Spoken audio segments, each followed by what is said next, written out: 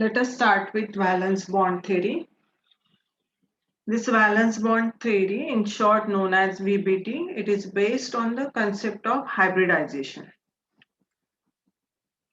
Now, hybridized state, it is a theoretical step. Hybrid orbitals neither they exist nor can be detected spectroscopically.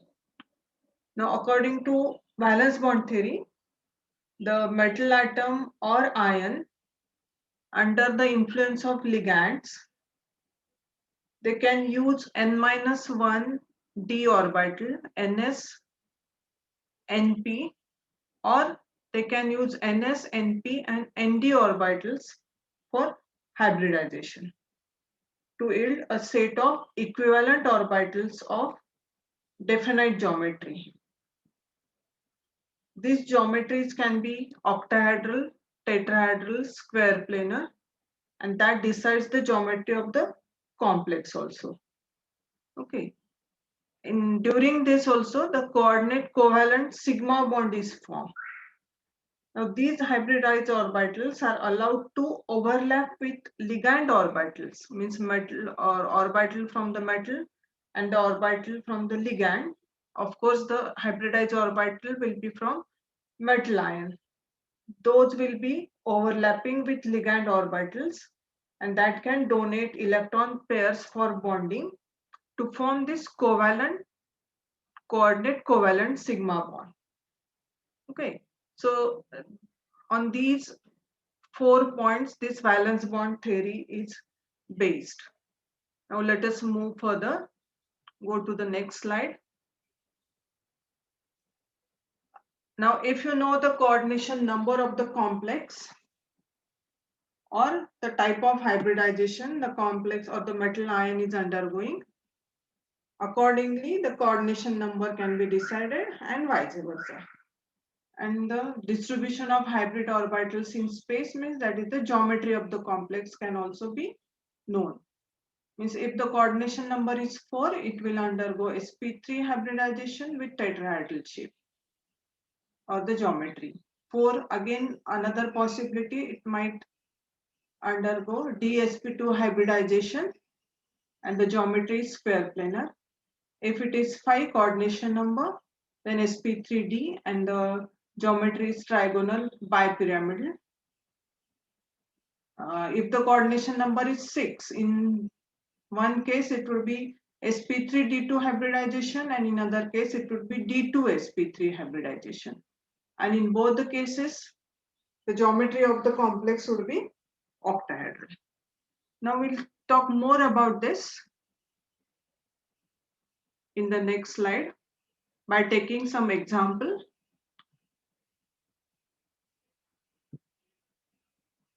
Now, if you take this complex, cobalt complex with 6 ammonia molecule are attached to this. Now, this cobalt, it has electronic configuration 3d74s2. If the oxidation number of this cobalt is 3 plus, as it is in this complex, because this is a neutral molecule, and if the charge is on this 3 plus, means obviously this would be the oxidation number of this cobalt, which is written here because this is the neutral molecule. Okay, so we can write the electronic configuration for cobalt 3 plus, that is 3d6 4s0. So orbitals of CO3 plus ion, those electrons, 6 electrons can be distributed like this, 1 2 3 4 5, and this is the 6th one here.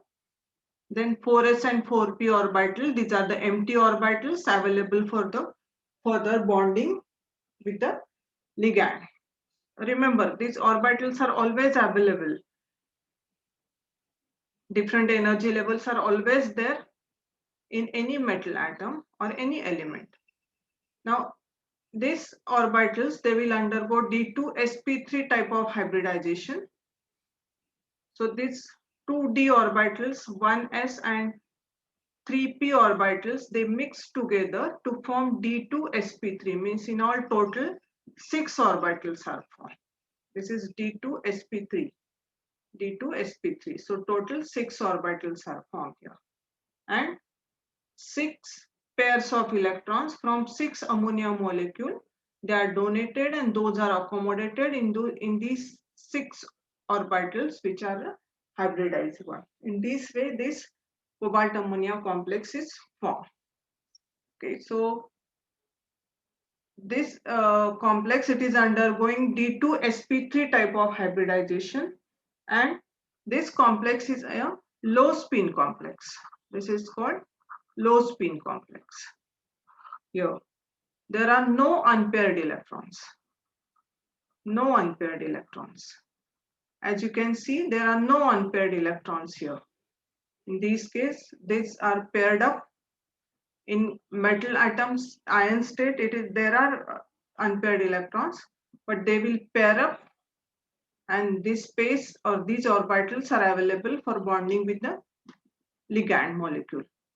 So this will undergo D2sp3 hybrid type of hybridization, and as there are no unpaired electrons, the complex is called the low spin complex. Okay, so actually which complex will undergo whether it is a high spin or a low spin complex, this is not explained by valence bond theory. So this is the major drawback of valence bond theory, that with the strength of the ligand, it is not explained by this valence bond theory. So as this complex is a low spin complex, so there will be pairing of electrons. As you can see, there are these electrons from the metal ion, those got paired up, and there will be no unpaired electrons present. And these pairing of electron will take place prior to the hybridization. Before they undergo hybridization, this will get paired up. Okay, so these are the n-1 d orbitals, means these are the 3d orbitals participate in hybridization, and it is a low spin complex. Okay, so all electrons are paired, so this complex is a diamagnetic in nature. It is diamagnetic in nature. Okay, so this is low spin, no unpaired electrons, and since there are no unpaired electrons, so it will be diamagnetic in nature. Now the next example, as I told here, I'll repeat that again, that whether the strength of the ligand, it is not explained by this valence bond theory. Whether it will undergo D2sp3 or sp3d2, that is not at all explained by this valence bond theory.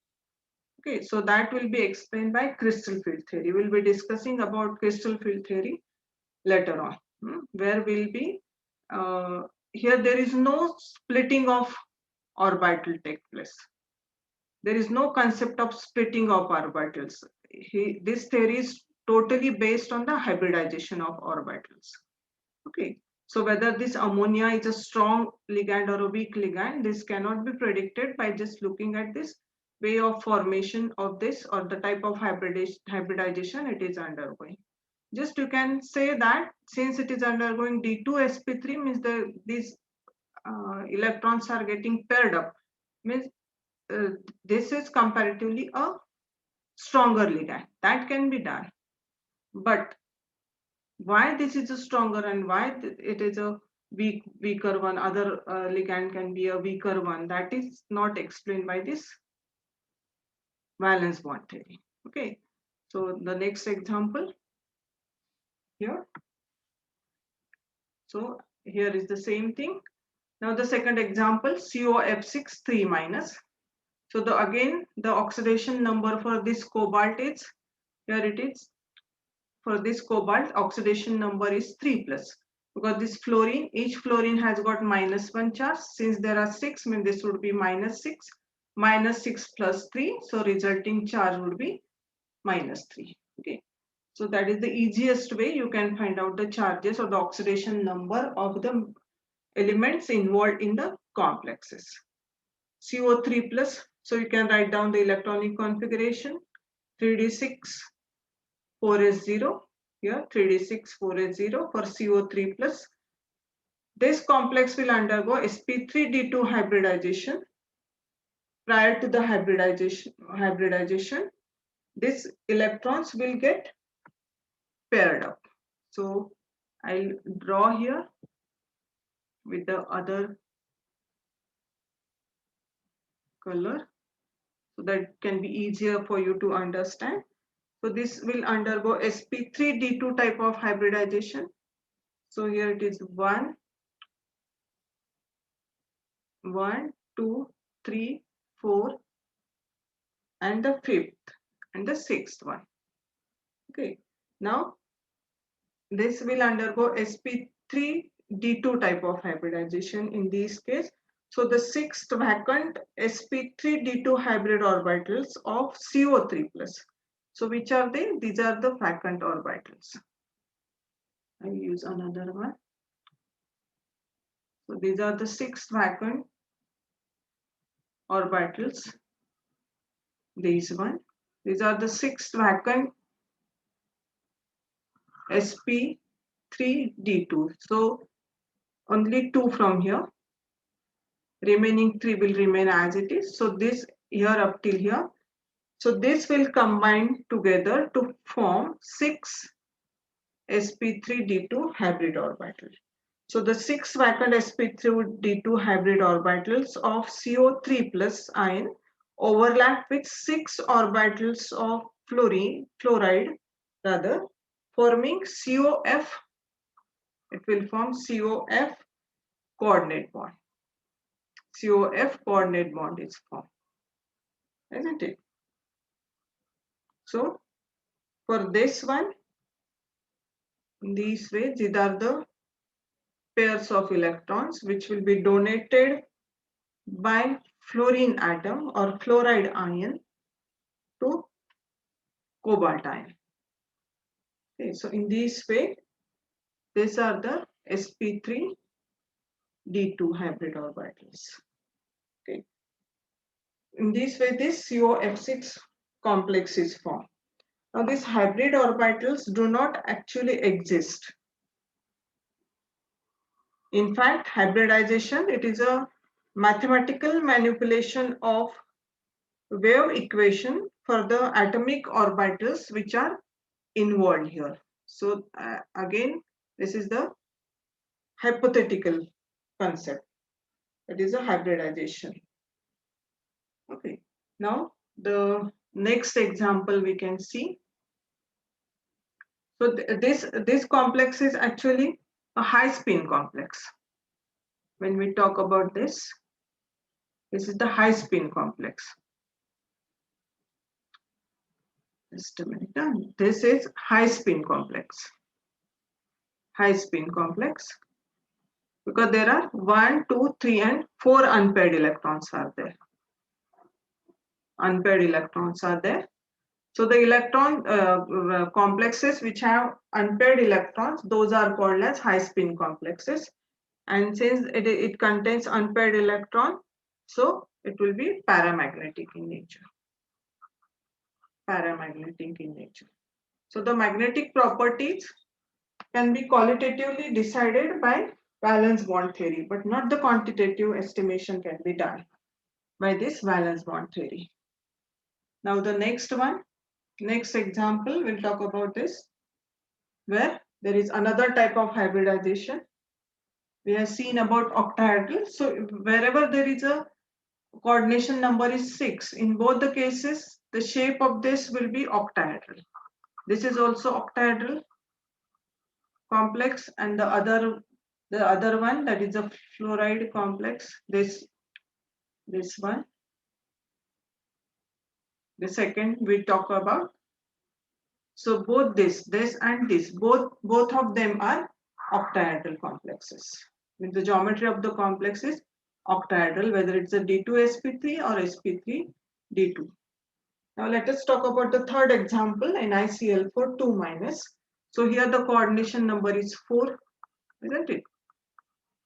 Now this nickel, the electronic configuration for Ni2 plus is 3D84S0. Actually, when it is nickel only, nickel elemental form, it would be 3D84S2.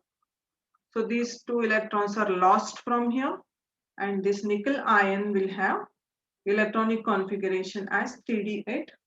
4s0. And the type of hybridization it is undergoing, that is sp3 type of hybridization. So here it is sp3 hybridization in this particular case. So we'll write the electronic configuration for this. Now I'll use the another color so that it will be easier for you to understand. First, write down the electronic configuration for this 1, 2, 3, 4, and 5th. Then 6, 7, and 8. We'll have to follow Hund's rule here. Then here there are two unpaired electrons, 4s and 4p. These are the vacant orbitals. Now here this also 1, 2, 3, 4, 5, 6, 7, and the 8th one. And these will undergo sp3 type of hybridization. 1s and 3p orbital, they combine together to form 4 sp3 hybrid orbitals. Now this here, what will happen? This 1, 2, 3, 4, 5, 6, 7, and 8. It will remain as it is. And these 4 pairs of electrons from 4 chloride, they will be accommodated in these 4 sp3 hybrid orbitals. In this way, this NiCl4 complex is formed and by undergoing sp3 type of hybridization. Now there are two unpaired electrons. Here two unpaired electrons are there. Two unpaired electrons are there, isn't it? So this unpaired electron, presence of unpaired electron indicates that this is paramagnetic in nature. Paramagnetic in nature. So this is the way this NiCl4 complex is formed. Now the next one, NiCN4, 2 minus. Here again the same. It will follow this again the concept of hybridization. Here the type of hybridization, here it is dsp2. dsp2. In all total there are 1, 2, 3, and 4. There are 4 hybrid orbitals are formed. How are they? We'll just discuss about this. 1, 2, 3, 4, and 5. This is again Ni2 plus 5 means 6, 7, and 8 are there.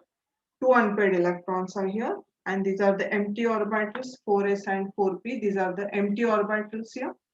Now, dsp2 hybrid orbitals of Ni2 plus.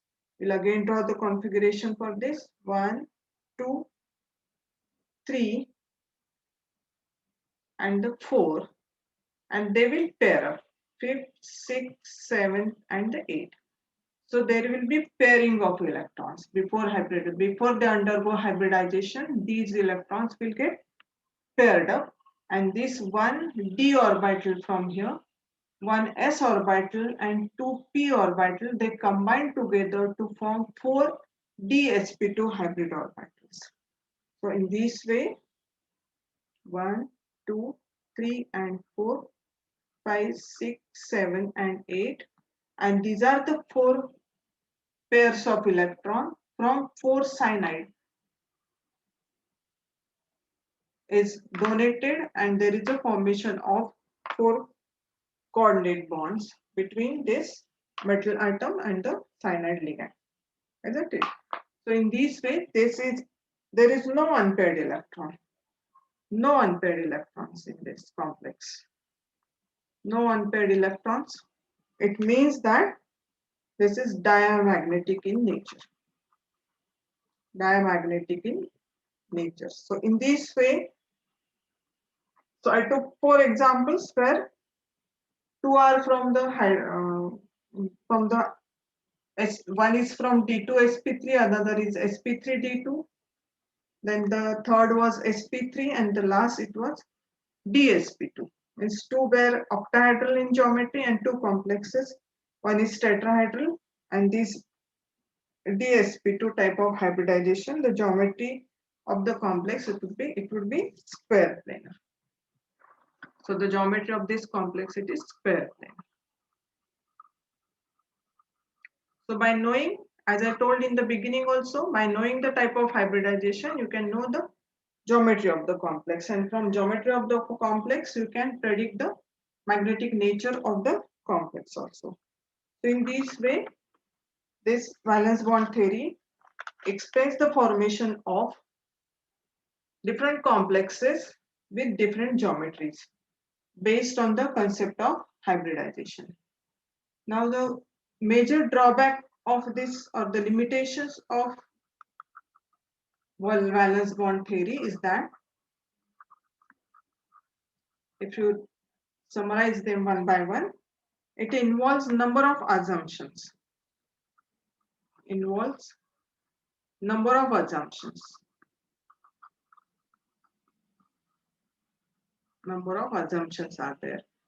Many things are assumed. It does not give quantitative interpretation. Quantitative interpretation of magnetic data. Quantitative interpretation of magnetic data means just you can know whether it is a paramagnetic or diamagnetic depending on the presence of unpaired electrons.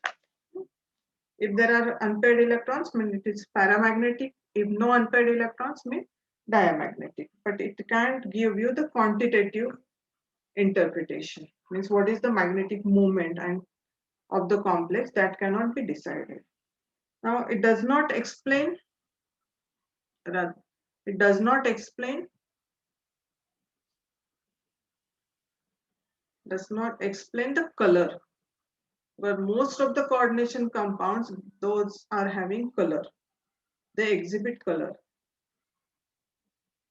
Does not explain the color exhibited by coordination compounds. This is also not explained by this valence bond theory, which is explained by crystal field theory, where there is an involvement of splitting of orbitals. Again, it does not distinguish between weak and strong ligands. Weak and strong ligands mean the strength of the ligand cannot be known by this valence bond theory. And again, the last one, it does not give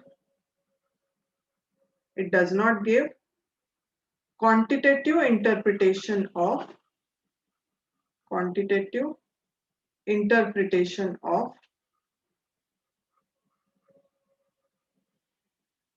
thermodynamic or kinetic stabilities.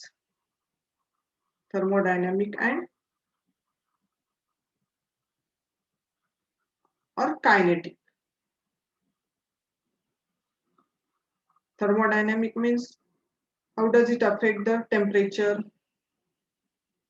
and the thermal factors, how do they affect this stability of the complexes, and kinetic means what is the rate of the complex formation. That cannot be also explained by this valence bond theory. So these are the limitations of valence bond theory.